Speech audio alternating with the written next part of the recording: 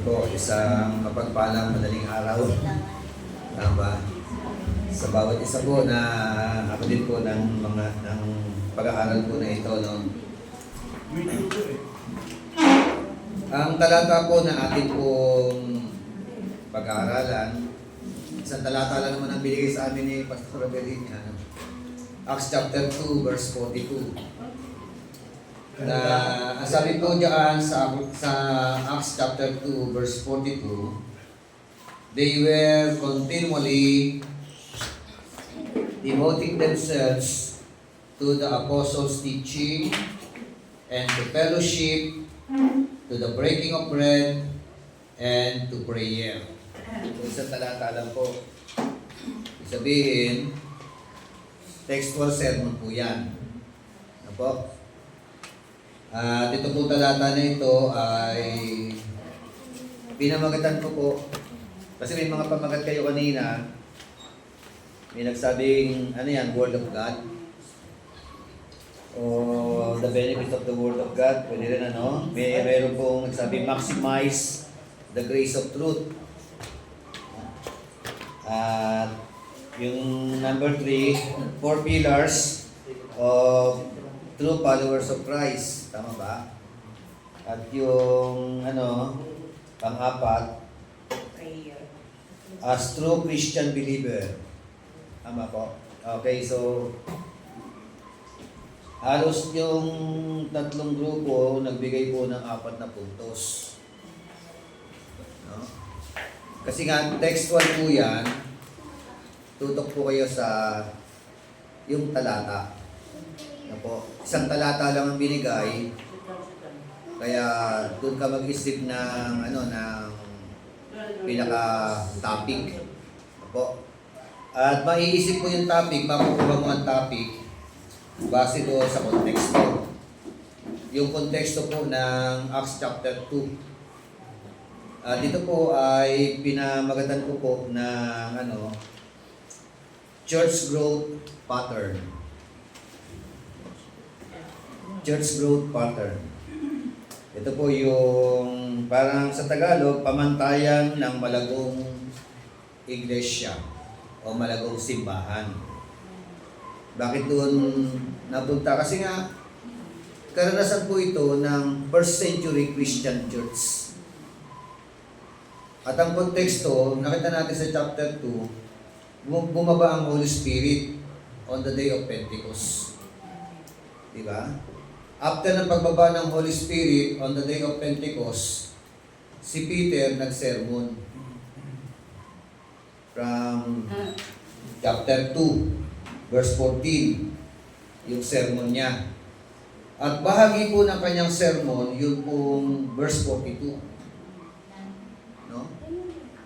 Pagdating po ng 43, o isama na natin ang 42, hanggang 47, ito naman po yung pamumuhay ng mga mananampalataya. No? Buhay ng mga mananampalataya ng first century Christian church.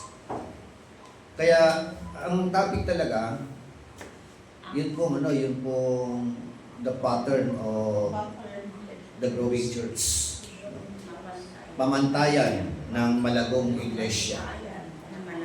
Diba? Ano yung pamantayan? Dahil isang talata lang naman ang pinagbuhaan. Ang unang pamantayan, yung pong sinasabi rin dyan, they were devoted. No? For what? Meron pong 4 na devoted doon, no? Una, they devoted themselves to apostles' teaching. Ibig sabihin, nakatalaga. Ang salitang devoted, it means being dedicated. No? Or being committed. Being loyal to something or someone. Yun po ang ibig sabihin. Kaya napakahalaga po yung tinatawag na apostles' teaching. Bakit hindi po sinabing they were devoted to Moses' teaching? Di ba napansin nyo? Di ba? Opo. Kasi during their time, sikat po ang teaching ni Moses. Di ba? Pero, bakit sinabing they were devoted to apostles' teaching? Ibig sabihin, yung apostles' teaching referring to the doctrine, referring to the practical life, or instruction given by apostles. Ako'y naniniwala na syempre, yung mga apostol ay maalam din niya sa salita ng Diyos regarding doon sa lumang tipan. No? Sa mga turo ni Moses. Yun ang So, sa tema, nilagay ko, practice and pattern of devoted church. Practice at saka pamantayan. Gawi at pamantayan ng mga, not just only devoted church, devoted growing church. Po. So, isa pala sa pamantayan, kasi kung ang pamantayan ng maraming mga ng ibang mga simbahan, pag marami, malago. Di ba? Very common pag marami, malago. Yung tinatawag na quantity. Di ba? Pero sa totoo lang po, meron pong mga grupo, marami, pero hindi po rooted. No? Maaaring marami, pero hindi po malalalim. Kaya ito, ang dinidinan dito, yung tinatawag na devotion nila sa kanilang mga sarili, yung talagang magpakalalim sa turo, sa aral.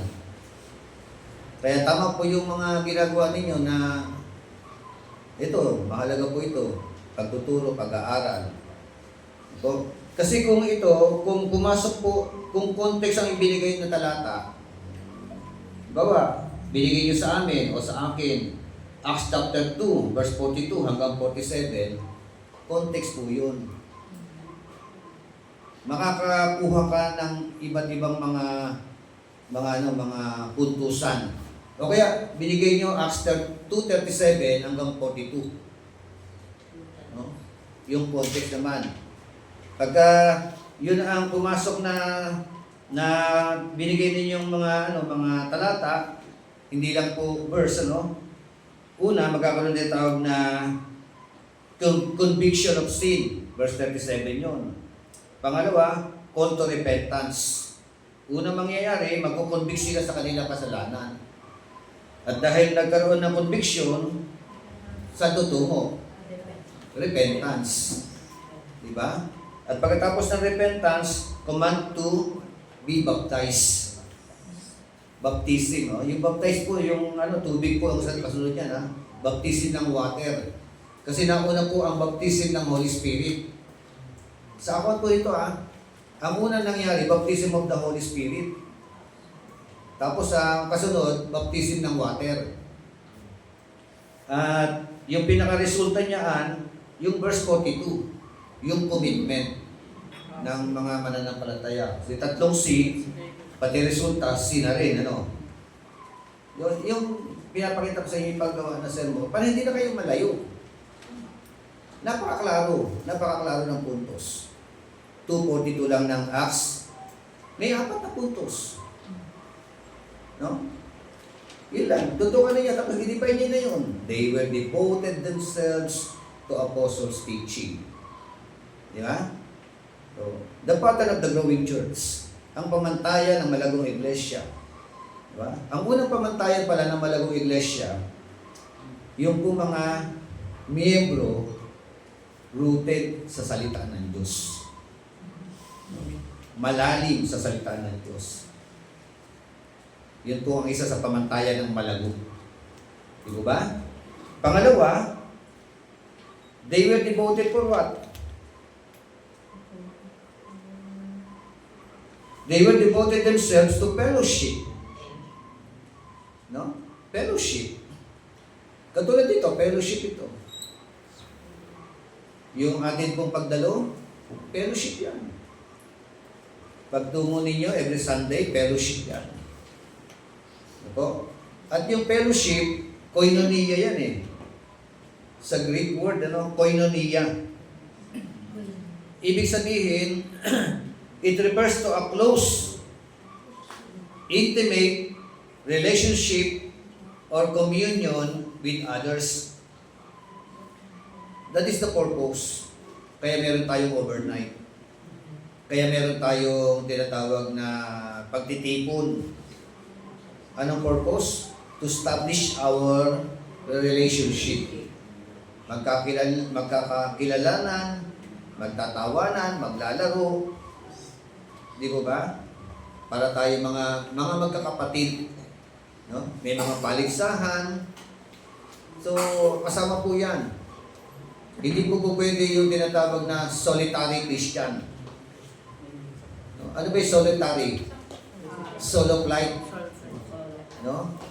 Hindi po pwedeng Kristiyano ka, hindi ka mag-involve sa gawain. O hindi po pwede na hindi ka makikipag-ugnayan. Hindi ka lalago. Bahagi po ng paglago yung fellowship. No? At the same time, yung nagiging intimate ang ating pong relationship sa isa't isa. It involves shared life, mutual support, and care. No? Kinapapaluban daw po na tinatawag na sharing your life. Ano po? Kaya huwag yung tingnan yung sarili nyo na magaling kayo sa lahat. Kailangan po natin makipag-sharing. Amen? So, yung buhay mo, testify mo yung buhay mo. O kung ano man ang pwede mo ibahagi. Ano po? Resources mo, pwede mo ibahagi. Talent mo, pwede mo ibahagi. Panahon mo, pwede mong ibahagi. O katulad nga yan, ang hira mo, yung kapatid natin dalawa, si Brother Ernesto at si Stan King from Cavite. Nakarating dito, no? Eh, nakakalungkot. Yung iba, kapitbahay lang natin, malapit ng bago silang lang. Hindi pa makarating. Di ba? Kahit anong panawagan. So, mahalaga po yung yung matulad niyan. Siyempre, kasama po yung grabe yung takot nila sa mga apostol. Di ba? Pag sinabi ng mga apostol, sunod no? Di ba? Talagang tumutugon sila. Ayan po. Aside from that, yung ginawa ninyo, katulad yung participation in activities. Di ba? Wala yung tinatawag na kumbaga sa superstar. Amen?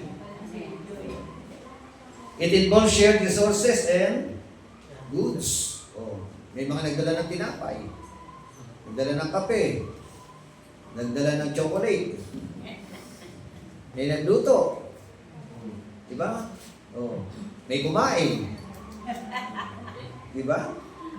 So, lahat yan, lahat ng mga ginawa natin, naging masaya tayo ngayong gabi. Sabi nga po ng Hebreo chapter 10, verse 25, hindi nakakalam, no? Huwag ninyong kaligtaan ang pagdalo sa mga pagtitipon, gaya ng ginagawa ng ilan. Actually, nung binilang po, 36 yata tayo lahat. Mula kanina, may mga nagpaalam na rin. Diba? So, pwede palakpakan ninyo ang inyong mga sarili. Pero mo sakripisyo ito. Sacrifice ito. Diba? Dapat naghihilig na kayo. Meron ng kung ano klaseng hilig, Kaya nga sabi po ng Psalms 131, 133, verse 1, sino nakakalam nun? How good and how pleasant it is for brethren who dwells together. In unity, in harmony. So, napakaligaya at kahanga-hangang pagmasdan ang mga magkakapatid. Diba? Na nagkakaisa. Laging sama-sama. So, yun po yung they devoted themselves to fellowship. Kaya, yun po, i-develop po natin ang ating relationship sa isa't isa. Amen? Mga magkakapatid tayo sa pananampalataya. Pagka medyo may edad na, tatay sa pananampalataya. Di ba? Pagka bata, anak sa pananampalataya, merong relationship. So, yan po. Parang ang fellowship po kasi, parang yan yung bunto ng kahoy na nagbabaga. Di ba? Tanggalin mo yung isang kahoy na nagbabaga sa fellowship o sa bunto ng mga kahoy. Later on, mainit ka una, pero unti-unti man lalamig. Di ba? Ibalik mo sa bunto. Di ba? Yung malamig, umiinit. Ito yung nagagawa ng fellowship. So, ganyan Ibig sabihin, pag healthy ang relationship natin sa isa't isa, patunay na malago ka. Malago ang iglesia. Kaya bawal po ang away, bawal po ang samaan ng loob, bawal ang hinanakit, no? Bawal ang hatred, bawal ang anger. Di ba? Sabihin mo sa katabi mo, peace be with you. Di ba? Yan. Kahit na kuminsan nakakainis, di ba? Kuminsan lang ba o madalas na nakakainis? Di ba? Minsan hindi minsan eh. Minsan madalas nakakainis eh. Pero kailangan natin magtiyaga sa isa't isa. Kailangan natin pag-iinsan ng isa't isa. So, bahagi pala yun. Subukan ninyo, pag healthy relationship natin, lalago. Pero pag nagkakagatan, nauubos. Yes. Di ba? Kaya yun po ay isang palatandaan ng growing church. At yung pangatlo, they devoted themselves to breaking of bread. Ay, hindi lang ipuntos eh. Talata nga lang. Na actually, buti na lang nakuha ninyo, no? Yung 4 na puntos na yun. Kaya lang, magkakaiba ng paliwanag, siyempre. Di ba? Magkakaiba ng kanilang mga pero at least mahalaga na napuntusan ninyo. Hindi na kayo nalayo. Di ba? Huwag yung pipilitin ipilit yung hindi naman pasok. Hindi naman swak. Di ba? Third point. They devoted themselves to breaking of bread. Ano po yun? It refers to sharing meals together. Sharing meals together. Yung pong kaya tayo, di ba, meron tayong kainan. No. Kaya lang, pagkainan, huwag niyo ipakita na gutom kayo. Kasi di ba, pagka panahon ng kainan, tapos medyo na late na tayo, alauna na natapos. Pag nakaamoy ng pagkain, di ba? Talagang nag-uunahan eh. So, hindi po tama yung ganun, Lalo na, sa ating mga leaders ng iglesia. Tayo po mga nasa agape, tayo po mga matatagal na rito sa simbahan. Di ba po pwede magpahuli tayo? Hayaan muna natin yung mga bago. Kung po pwede tayo yung sumando. Hindi eh. Minsan nakikita ko, napabalitaan ko, naubusan ng isang putahe. Sambako na yung mukha. Yung tiniran. Galit na, nagdabog na. Tingnan nyo sa natin, dapat nandito talaga yung mga leaders eh.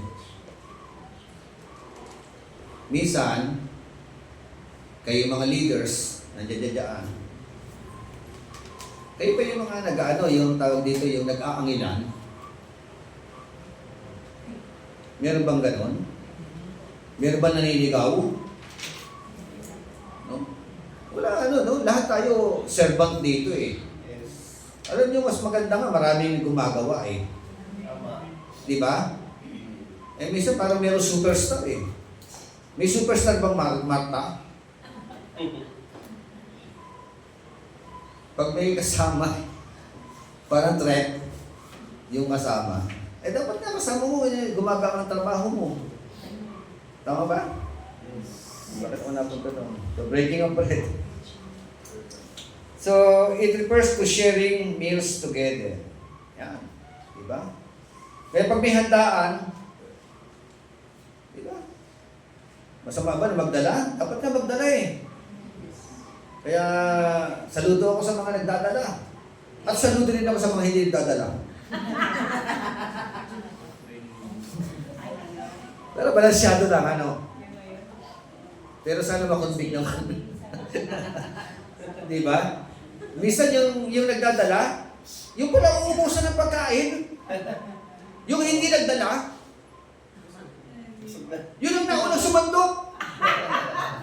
Nung sumandok, Ang dami. gabundok. Aba? Lahat mo lang katuloy siya. Hindi ba nakakahiya yun? Hindi nakakahiya talaga yun. Hindi mo pwede. Ganun ang attitude natin. Yes.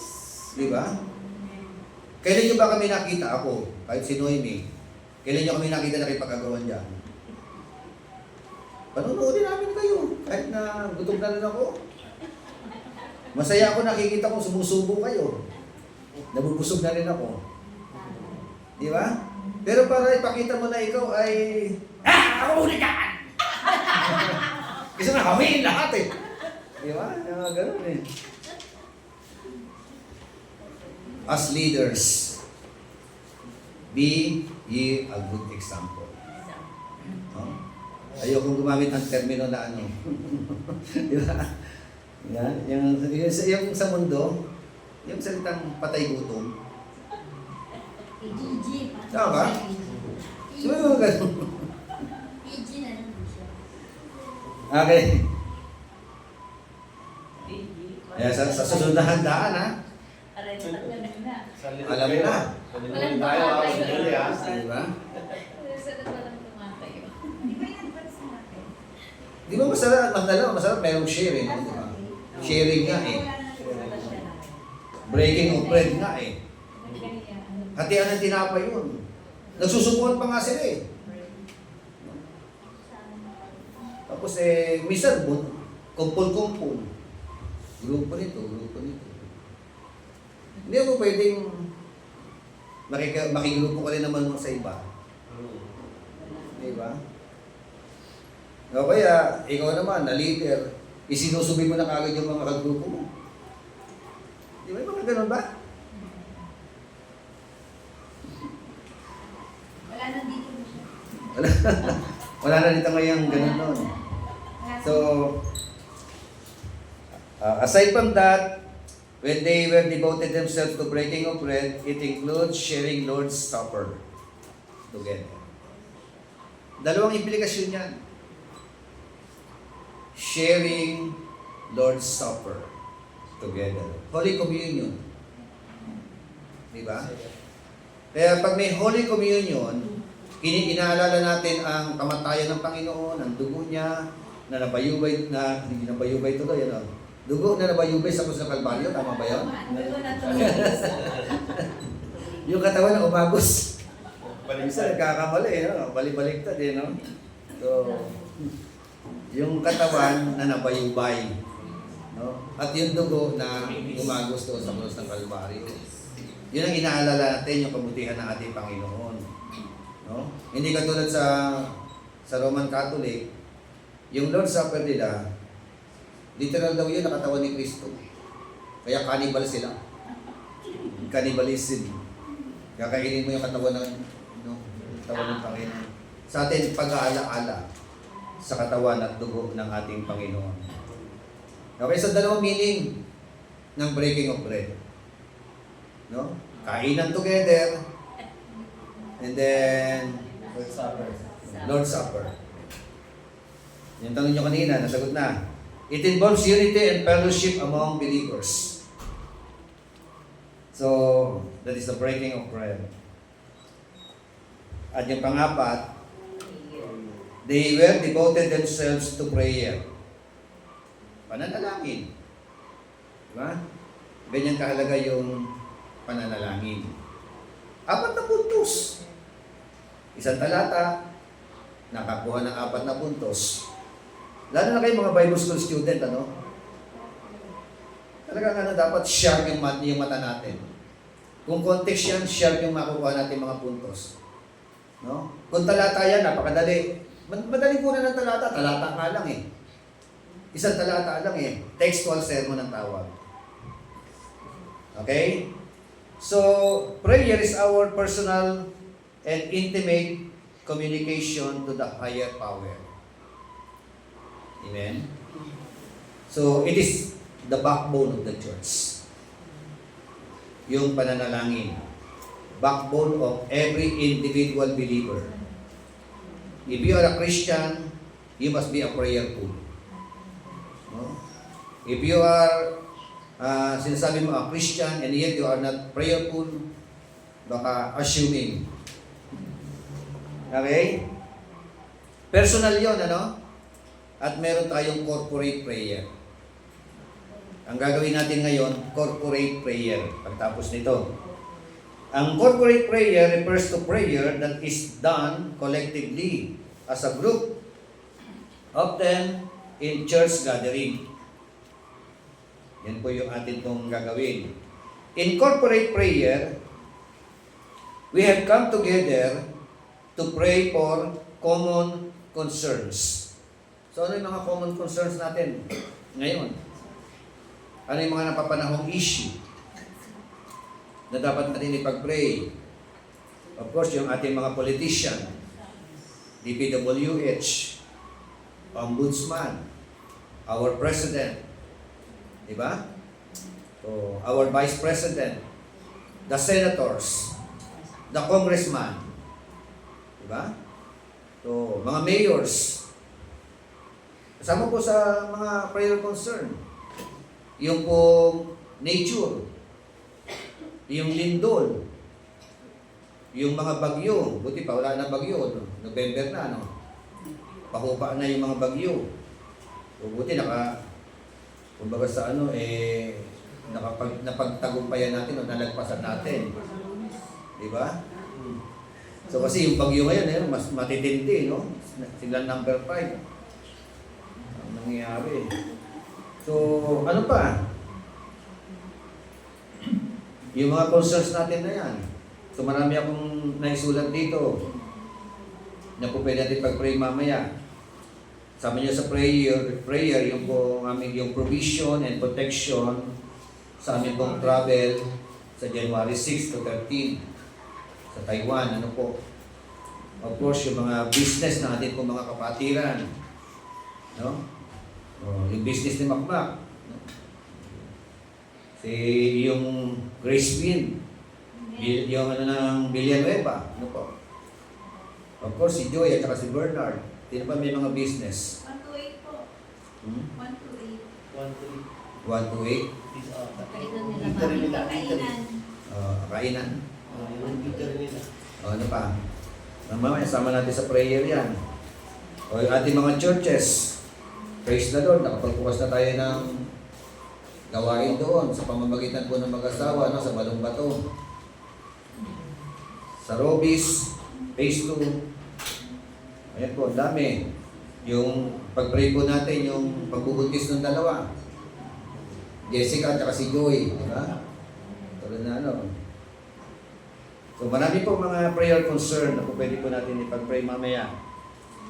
Kita nyo po, ibig sabihin, bahagi po ng malagong iglesia o lumalagong iglesia, yung 4 na bahagi na ito.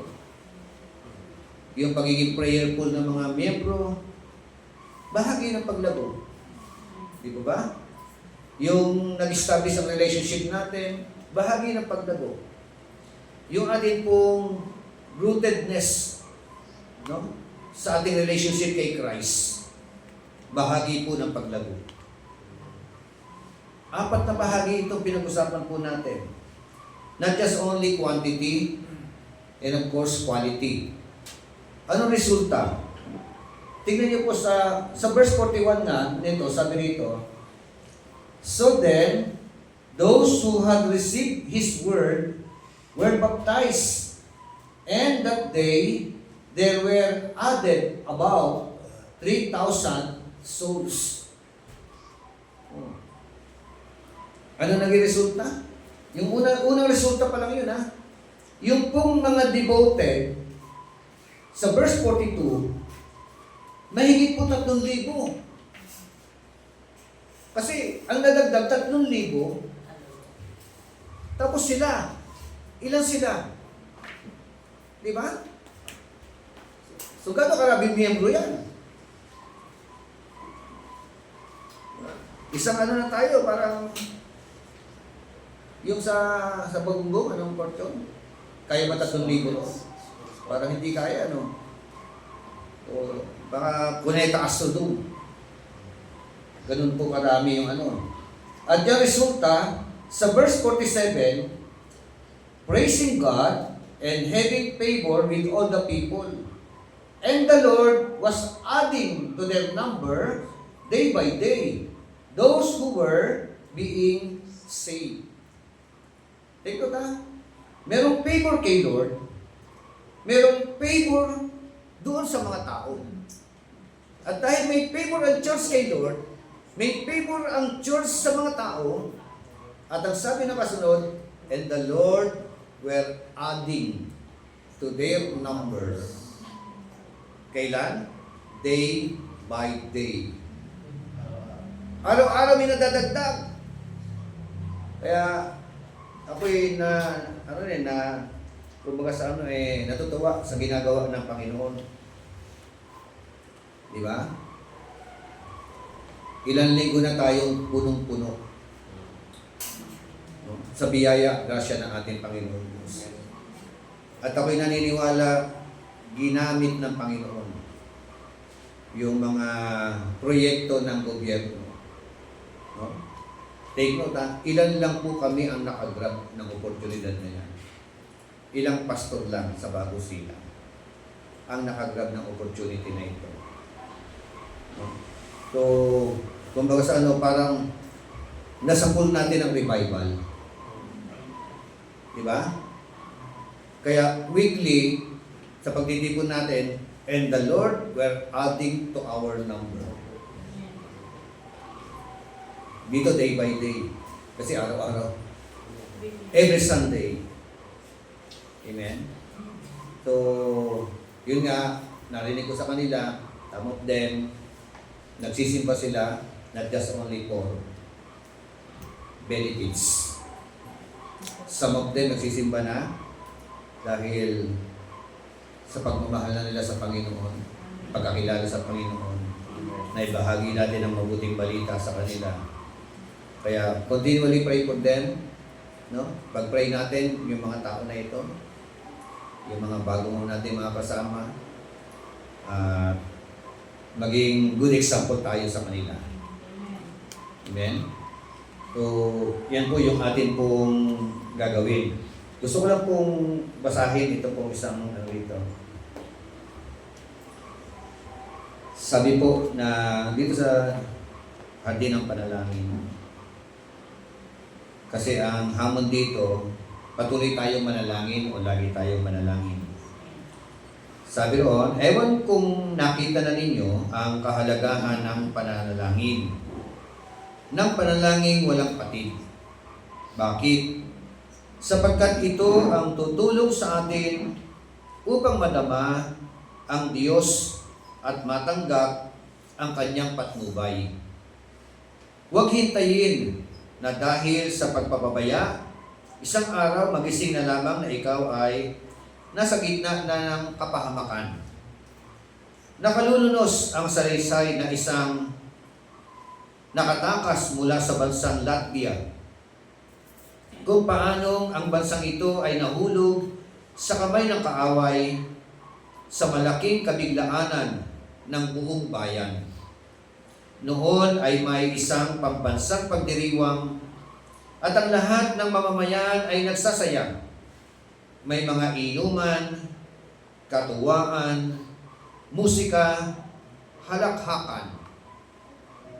Tingnan nyo ngayon meron pong mga pagtitipon ngayon ng Halloween. No?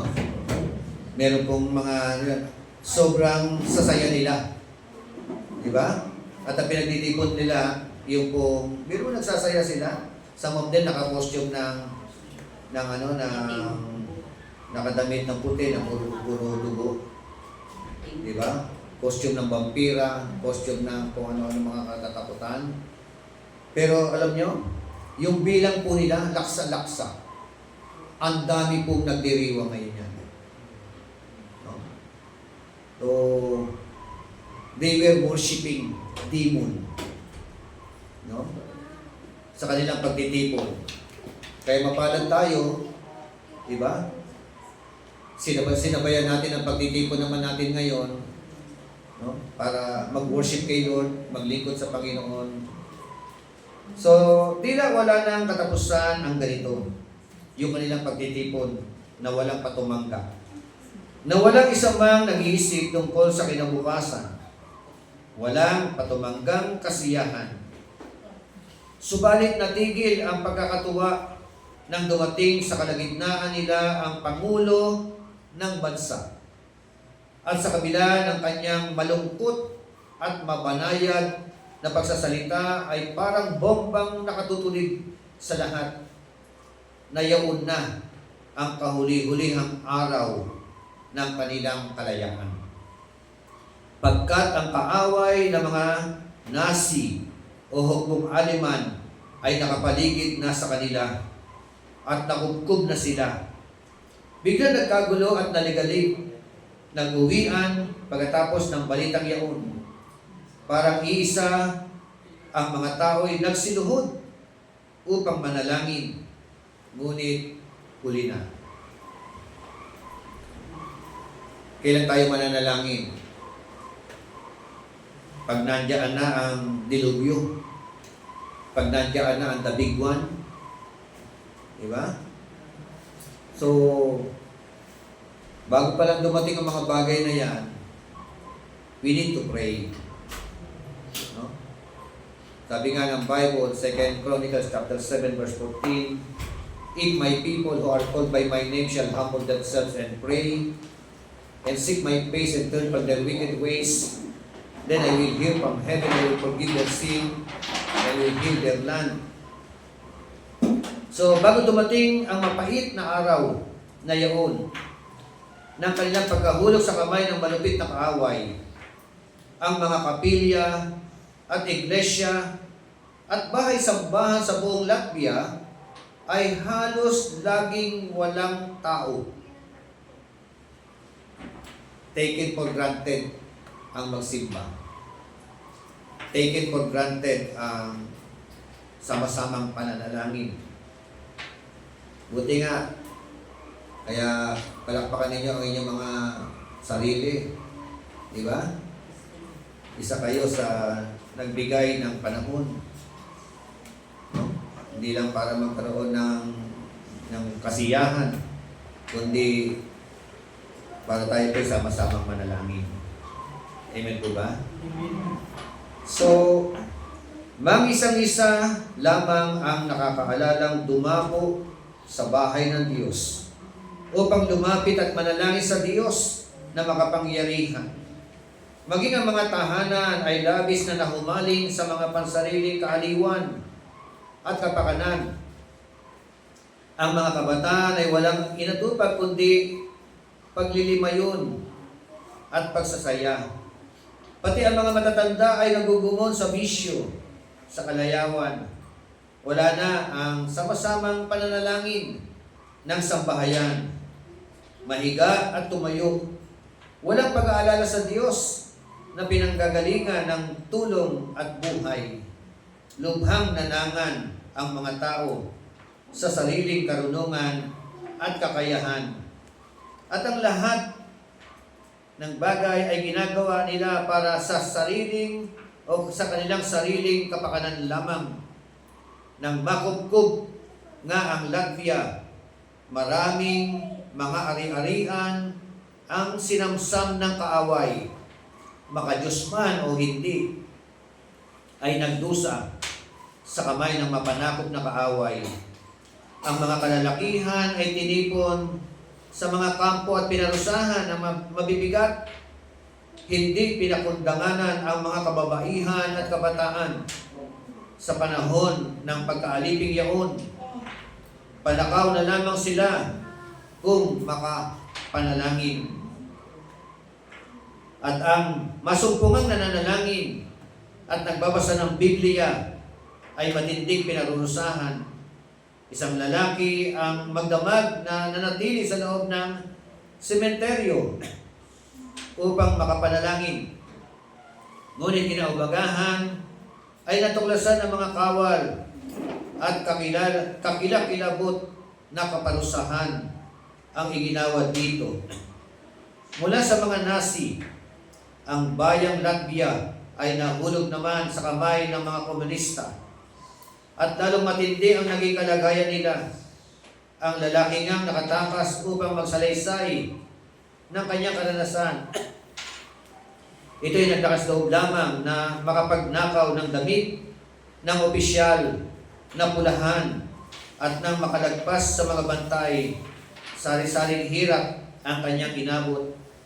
Halos mamatay sa lamig. Naranasan niya ang matinding gutom, uhaw at karamdaman.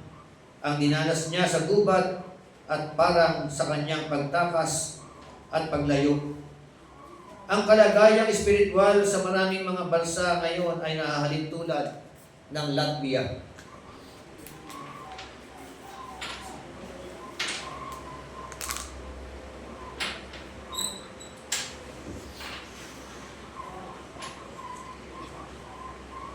Ang kalagayang espiritual sa maraming bansa ay nahahalin tulad sa Latvia. Kahit sa atin ngayon, walang inaatupag kundi ang pansariling kapakanan, pansariling kasayahan at kalayawan. Bagamat sa tingin, ang Pilipinas ay hindi ganoon. Tila ito ay malapit sa Diyos. Napakaraming gawain ang tungkol sa Diyos ang makikita. Masasayang awitan ang maririnig. Subalit kumustahin mo, naroon kaya ang tunay na paglapit at pagnanasang ang Panginoong Hesus ang maluwalhati at mabigyan ng kaluguran? Ang tatak ng tunay na Kristiyano ay ang paghahangad na talikdan ang anumang nakapupusyaw sa pangalan ng Panginoon. Pagnanasaing mamuhay na may kabanalan at may tuwid ang maling buhay. Nagbibigay ng malaking panahon sa pakikipag-ugnay sa Panginoon at humihingi ng patnubay. Alam niya ang kahalagahan ng panalangin, walang patid. Dinadala niya sa trono ng Diyos ang kanyang sambahayan. Iniisa-isa ang pangalan ng kanyang pamilya. Sa pananalangin, hindi kinaliligtaan ang kanyang bansa at ang mga pamunuan. Inaalala din ang bawat mahal sa buhay na hindi pa tumatanggap sa Panginoon. At isinasamo sa Panginoon ang kaligtasan ng kanilang kaluluwa. Maging napakarami man ang magagandang pagkakataon. Kung ang mga ito ay hindi nagbibigay puri sa kanyang Panginoon, ito ay tinatanggihan. Hindi nalilin lang ni Satanas dahil lagi nakaugnay ang sarili kay Jesus. Sa isang sentro ng lungsod ay may nakatayong kilalang ospital kung saan ay may hinahangaang surgeon na bago ito pumasok sa sala de operasyon, hinihiling na pabayaan muna siyang mapag-isa.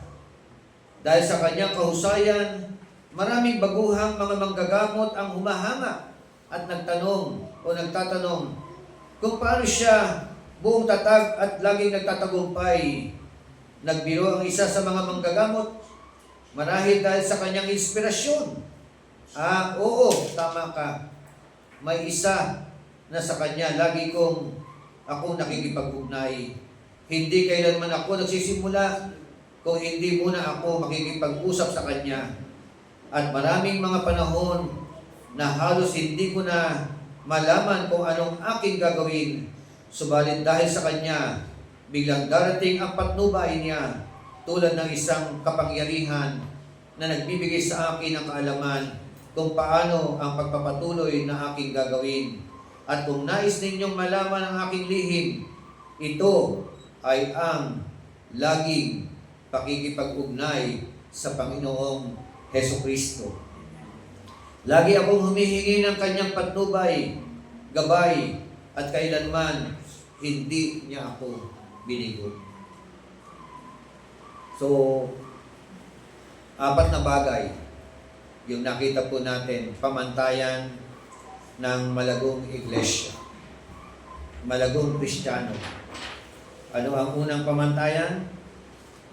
They were devoted themselves to the apostles' teaching.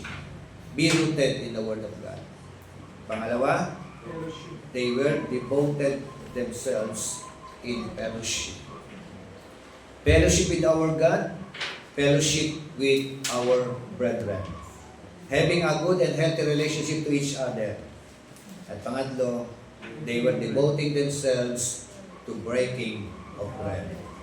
Sharing meals together. Amen? Sharing, of course, in connection to our communion with our God, with the Lord Jesus Christ. And yung pang-apat, they were devoting themselves in prayer. So let us pray. Tayo ba'y mananalangin? Habit muna tayo. Worship. Sambahin natin ang Panginoon. To God all be the glory.